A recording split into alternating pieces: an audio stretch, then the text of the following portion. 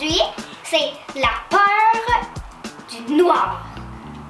Hey, qui a éteint les lumières? Est-ce que ça t'arrive parfois d'avoir peur du noir? Ouf! Merci d'avoir rallumé la lumière.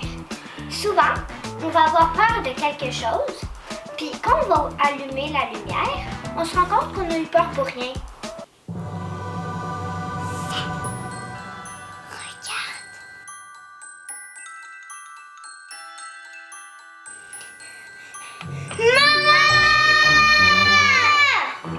Qu'est-ce qu'il y a, les filles?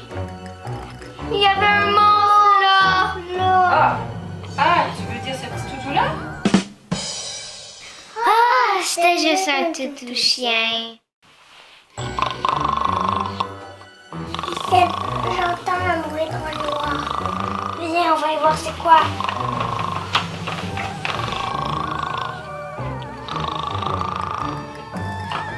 Ah! Hey, qu'est-ce qu'il y a? Hey, pourquoi vous avez allumé la lumière? Ah! C'est juste papa qui ronfle.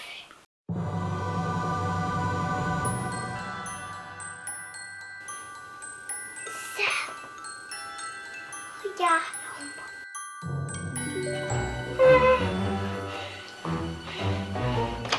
Debout, les filles, c'est samedi matin! Ménage!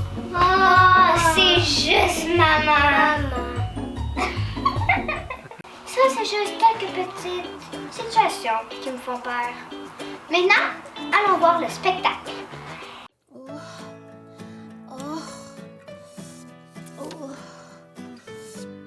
Bonsoir, petit Valentin. T'es pas encore couché? J'ai pas sommeil, Madame Lulu.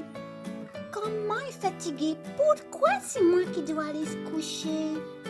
T'as toujours des bonnes questions, toi, mon Valentin. Mais que cherches-tu avec ta lampe de poche? Oh, je veux juste m'éclairer. Mais il y a une veilleuse dans ta chambre.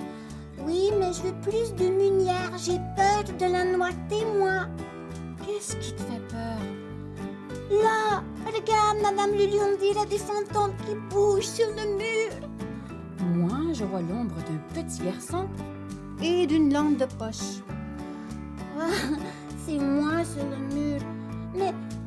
Mais là, sous mon lit, il y a comme quelqu'un. Quelque chose, il y avait quelqu'un. Moi, je vois un petit chausson bleu et un petit chausson blanc. Et beaucoup de poussière. Ah, c'est mes sauchons de ce matin. Oh, ils sont uniques, tes petits chaussons, un bleu et un blanc. Oui, et c'est bizarre, j'ai une paire de palais dans mon tiroir. Ah, est-ce que t'es drôle, mon Valentin. Alors maintenant, dis-moi, tu n'as plus peur? Un peu encore. Je pense qu'il y a un robot dans mon placard. Un robot? Celui que tu jouais avec aujourd'hui? Oui, j'ai enlevé les piles, je fais toujours ça avant le dodo. Ah, alors sans les piles, souviens-toi que ton robot ne peut pas fonctionner. Ah, c'est vrai, il peut pas bouger. Il doit rester là, hein, Madame Lulu? Il peut pas ouvrir le placard. Non, il ne peut pas bouger. Allez, tu entres sous tes couvertures maintenant? Pas tout de suite.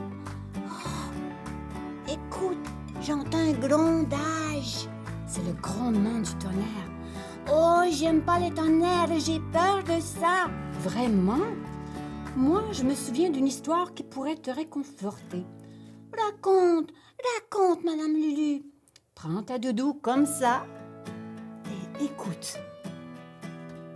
Il était une fois un petit garçon. C'est une vraie histoire? Oui, une vraie histoire. C'était il n'y a pas si longtemps. Alors, ce petit garçon avait un beau chien. Un soir de tempête, alors que la pluie tombait très très fort et que le tonnerre grondait, le petit garçon s'est rappelé qu'il avait oublié de rentrer son chien dans la maison. Ah, le pauvre chien, il grignotait. Oui, il grelottait. Alors très vite, le petit garçon enfila son imperméable et sortit dehors pour chercher son chien. Il est allé dehors? Oui, malgré les tonnerres et les éclairs dont il avait très peur. Le petit garçon a réussi à braver la tempête pour sauver son chien et le ramener à la maison. Oh, il était brave, ce petit garçon. Il s'appelait Valentin. Comme moi. Mais c'était toi. Oh! Oh oui, je me souviens, j'étais tout mouillée. Je te félicite encore, Valentin, parce que malgré ta peur du noir et des tonnerres, t'as agi en héros ce soir-là. Jésus t'a protégé. Jésus me protège encore? Bien sûr, il met une armée d'anges tout autour de toi et il te dit de ne plus avoir peur. Je pense que j'ai moins peur maintenant avec Jésus et les anges. Alors, ferme doucement tes petits yeux, couvre-toi avec ton toutou et ta doudou comme ça. Oh, j'aime ma doudou quand j'ai peur, quand je grignote comme mon chien-chien. Tu penses qu'il dort, mon chien-chien, dans la noirceur au sous-sol? Oui, je l'entends ronfler, il fait de beaux rêves. Il n'a pas peur du noir, lui. Maintenant, c'est à ton tour, mon petit Valentin. Ferme tes beaux yeux et Madame Lulu va te fredonner une berceuse. D'accord. Bonne nuit, les pouchinets. Toulou, les poucinets. Bonne nuit, Madame Lulu. Bonsoir, bonne nuit, mon Valentin. Bonne nuit, Valentin. Endors-toi jusqu'à demain. Jésus est là, tout près de toi. Il te berce dans ses bras. La la la, la la la. Chut, Valentin fait dodo. La la la la la la. La la la.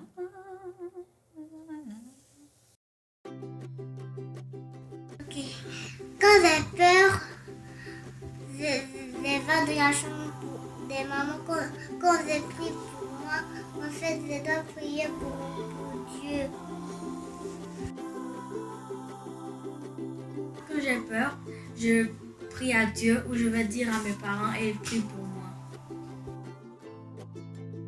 Bonjour! Bonjour. Puis bienvenue dans cette capsule de leçons d'objets à propos de la peur dans le noir. Est-ce que ça t'arrive, toi, d'avoir peur dans le noir, Jade? Oui. Oui? Puis qu'est-ce que tu fais quand tu as peur dans le noir? Je vais en dessous des couvertes. Tu vas en dessous des couvertes, mais il y a beaucoup de monde qui font ça, hein? Je pense que dans la capsule avec la marionnette, Valentin aussi avait peur dans le noir. Je te dis que des fois, on a peur dans le noir parce qu'on ne sait pas qu'est-ce qu'il y a. Je regardais une étude dernièrement des scientifiques qui ont fait une recherche qui disait que la seule raison pourquoi que les gens ont peur dans le noir, c'est parce qu'ils ne savent pas qu'est-ce qu'il y a. OK? Quand il fait jour, on peut voir que dans notre chambre, il y a des toutous, que dans notre chambre, il y a des chaises. Quand il fait noir, on ne voit pas ça. Est-ce que c'est vrai que des fois, il peut y avoir des monstres dans notre chambre? Non. On sait que ça n'existe pas. On sait que ça ne peut pas arriver. Mais des fois, on a peur quand même, hein? C'est ça? Ben oui. Vous savez, dans la Bible, à un moment donné, Jésus, c'est en pleine tempête. Imaginez-vous, en pleine tempête, que Jésus, qu'est-ce qui est arrivé? C'est qu'il marchait sur l'eau. Ses disciples étaient dans le bateau puis ils avaient peur. Puis tout d'un coup, ils voient un ombre approcher sur l'eau, qui marchait sur l'eau. Est-ce que vous auriez eu peur, vous autres? T'as eu peur, toi, Jade? Sûrement que t'as eu peur. Alors, Jésus, qu'est-ce qui s'est passé? Il marchait sur l'eau, puis ses disciples étaient dans un bateau. Et puis, ils ont eu peur. Jusqu'à temps qu'ils voient quoi? Que c'était Jésus qui était là. Puis tout d'un coup, ils ont fait comme, c'était Jésus. Ouf, on a eu peur. Mais ils ont pensé qu'il y avait un monstre sur l'eau, qui marchait sur l'eau, qui s'en venait vers eux. Je pense que si quelqu'un marchait sur l'eau en pleine tempête pour venir me voir, pour rentrer dans mon bateau, moi aussi j'aurais peur, hein? Moi aussi j'aurais peur. OK. Fait que, finalement, quel soulagement que c'était pas un fantôme, c'était juste Jésus. Right? Le verset aujourd'hui qu'on va utiliser, qui est dans Ésaïe 41:10, « N'aie pas peur, je suis moi-même avec toi. Ne promène pas tes regards inquiets, car je suis ton Dieu. N'aie pas peur, car Dieu vous dit, je suis moi-même avec vous. » Hein? Il est avec toi, Jésus? Toi, là, quand tu es dans ta chambre, là, puis que tu as peur du noir, là, qu'est-ce que tu fais? Tu vas en dessous des couvertes? Ouais, ça c'est vrai. Puis des fois, en pleine nuit, on va voir, puis t'as chaud. T'es en dessous des couvertes, on dit Jade, t'as encore eu les couvertes par-dessus ta tête. Hein? Tu fais ça, toi, souvent? Fait que c'est ça. Fait que le verset, oubliez pas, Ésaïe 41, 10, n'aie pas peur, car je suis moi-même avec toi. Ne promène pas des regards inquiets, car je suis ton Dieu. Aujourd'hui, qu'est-ce qu'on a comme petite leçon d'objet? Ici, j'ai un verre transparent avec à l'intérieur une poudre spéciale. C'est du bicarbonate de soude pour ceux qui connaissent ça. Hein? Ceux qui connaissent ça, des fois, on fait des expériences à l'école avec. Fait? Et puis, ici, qu'est-ce qu'on veut dire? C'est que ce verre, c'est comme si c'était toi. Okay? Ça, c'est comme si c'est toi. Puis, à l'intérieur de toi, il y a des peurs. Est-ce que vous pensez que c'est normal d'avoir des peurs, Charles? Penses-tu que c'est normal? Oui, c'est vrai. La peur, c'est normal. Dans notre corps, il réagit à des choses quand on a peur pour qu'on puisse partir. Si jamais il y a un danger, on s'en va. C'est pour ça que la peur existe. OK? Par contre, qu'est-ce qui se passe? C'est des fois on regarde trop de films, des fois on lit trop d'histoires qui font peur, ou des fois les gens nous disent des histoires qui font peur, et puis tout d'un coup on se fait des idées dans notre tête. Fait qu'on a une peur qui arrive des fois, comme la peur du noir, et puis c'est pas vrai. C'est quelqu'un qui nous a dit ça, puis tout d'un coup on pense à ça. Alors ici on va dire que ça c'est toi, puis à l'intérieur c'est tes peurs. Mais c'est normal d'avoir un petit peu de peur, hein, n'est-ce pas? Et puis, qu'est-ce qui se passe? C'est que Jésus, lui, c'est comme ça ici, comme le vinaigre, OK? Qu'est-ce qu'il fait là? C'est que lui, il vient, puis il dit, faut qu'on sorte nos peurs, faut que tu sortes les peurs de toi, OK? Fait que Jésus, il dit, OK, on va sortir la peur, Oh! Oh, puis là, il y a des peurs qui sortent. Hein? La peur, elle sort un petit peu de toi. Mais est-ce qu'il en reste des peurs encore? Il en reste-tu encore, là? Oui, hein? Il en reste encore. Fait que là, Jésus, on prie Jésus, on lit Ésaïe 43, puis on dit OK. Et puis, il vient faire sortir d'autres peurs de nous. Comme vous pouvez voir ici, ça sort, puis il y en a de plus en plus qui sortent. Fait que quand on prie, quand on met notre foi en Jésus, là, regarde, si je le shake encore un peu. Quand on prie, Jésus, on dit viens sortir de nos peurs. Jésus vient en sortir. Mais comme je vous le disais tout à l'heure, c'est normal que parfois il en reste encore des peurs. C'est normal qu'on ait peur. Parfois, la semaine passée, on parlait de la peur des bébites. Fait qu'on parle, des fois, il y en a qui ont peur des abeilles, il y en a qui ont peur des araignées, etc. Fait que qu'est-ce qui arrive, c'est que parfois, c'est normal qu'il reste certaines peurs en nous. Et puis, qu'est-ce que vous pouvez faire encore? C'est encore demander à Jésus, viens sortir la peur. Et puis, il va sortir le reste des peurs qu'on a. OK? Fait que souvenez-vous qu'il y a certaines peurs qui sont normales d'avoir. C'est normal d'avoir une certaine peur en nous. Mais la peur du noir, c'est la peur de l'inconnu. Parce que vous savez que dans le noir, il n'y a rien qui est dangereux, mais on a juste peur parce qu'on ne voit pas. On peut prier le verset de Ésaïe 43, 10 qui dit « N'aie pas peur, je suis moi-même avec toi. Ne promène pas des regards inquiets, car je suis ton Dieu. » Alors, j'espère que ça vous a aidé. On s'en reparle à une autre semaine. Bye bye! Bonjour les amis, bienvenue au bricolage. Aujourd'hui, nous allons faire la colombe avec Kairos qui va nous accompagner. Alors aujourd'hui, c'est un bricolage sur carton et avec colle et ciseaux. Alors, pas besoin de trop de matériaux. Et on commence. Alors, tu vas prendre ta main, ton bras qui monte comme ça, avec la main, sur un carton blanc, tu vas faire l'appliquer. Si tu es droitier, tu utilises ta main gauche. Si tu es gaucher, tu utilises ta main droite pour la mettre sur la page. Alors, comme ça, le bras droit et les doigts qui pointent vers l'extérieur du carton. Alors, je l'applique comme ça. Je trace le contour de ma main. Une fois. Je fais un autre contour, mais cette fois-ci, seulement de ma main. Alors, le haut de ma main, je vais le mettre encore là. Cette fois-ci, tu peux la mettre tout droit. Alors, là, tu traces le long de ta main, tes doigts. Quand tu vas arriver au poignet, tu lèves ta main et tu fais une courbe où il va y avoir deux petits... Les lignes vont arrêter ici. Tu vas les joindre en faisant un U comme ça. Une fois que c'est tracé, tu découpes tes deux mains, ta main et le bras avec la main. Cette fois-ci, tu prends ta main, tu la tournes et tu l'appliques sur un carton noir. Tu traces ton bras et ta main sur le carton noir. Là, tu peux l'enlever. Il va te rester, une fois découpé, la même qui va être l'envers de celle que tu as faite la première fois.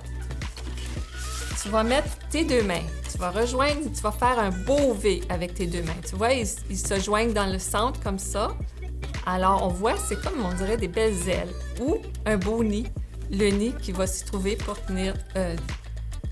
soutenir la colombe dans son nid. Alors, tu vas l'appliquer sur le papier blanc. Tu vas prendre ton aile, appliquer comme ça. Puis pour le dessin de la colombe, c'est à partir du doigt, tu vas monter, tu vas faire un genre de V, comme ça. Un autre V, mais cette fois-ci plus triangulaire. Un demi-cercle et tu vas continuer tout droit. Tu peux enlever ton aile cette fois-ci pour pouvoir continuer ta ligne. Tu vas faire un genre de petit nuage ou tu peux te servir de tes doigts encore, tracer tes doigts. Et de là, tu vas faire un genre de U pour rejoindre tes deux points, qui va donner comme ça, comme celle de Kairos. Vous voyez, elle a le joint ici, fait un dessin. Ensuite, elle a découpé. Là, tu as tes 4 pièces pour créer ton œuvre. Alors, Kairos, si tu veux commencer, tu peux coller ta colombe sur le papier bleu à cette hauteur-là. Alors, on commence à coller la colombe. Ensuite, on met son aile et tu vas ajouter la main noire et la main blanche. Ce que j'ai oublié de dire avant, excusez-moi, Kairos, elle l'a déjà fait. Elle a tracé avec un feutre noir le contour de la main. Le noir, c'est une belle couleur de contraste. Ça nous indique une belle différence de couleur qui met un accent sur ce qu'on veut montrer. Alors toi, si tu vas faire ça sur un papier papier brouillon comme celui-ci, tu vas mettre ta main blanche et la colombe, excusez. La colombe et son aile. Alors, tu vas prendre ton feutre, espérant que c'est un feutre qui est assez large, comme celui-là. Tu appliques sur le papier et tu traces. Tu vas y avoir un bout de ton feutre sur la main et l'autre sur le papier de brouillon. Alors, tu vas tracer tout le long comme ça. Alors, qui veut dire que tu vas avoir des lignes sur ton papier et une belle ligne noire autour de ta forme. Alors, tu l'appliques. C'est beau, Kairos!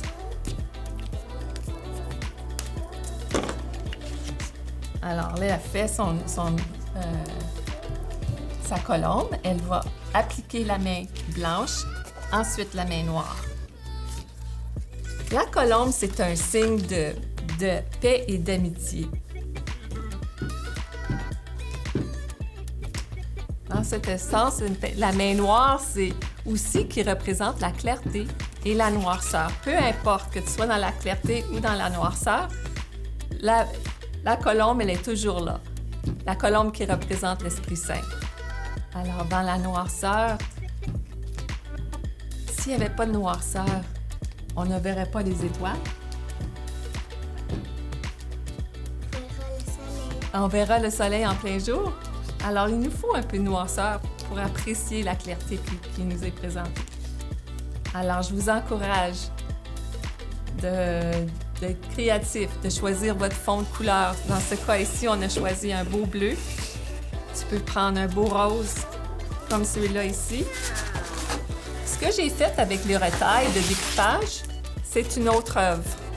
Alors, tu peux faire ça aussi. Alors, avec les retailles de découpage, tu peux créer une autre œuvre. Ça a l'air d'un goéland qui se promène dans l'eau.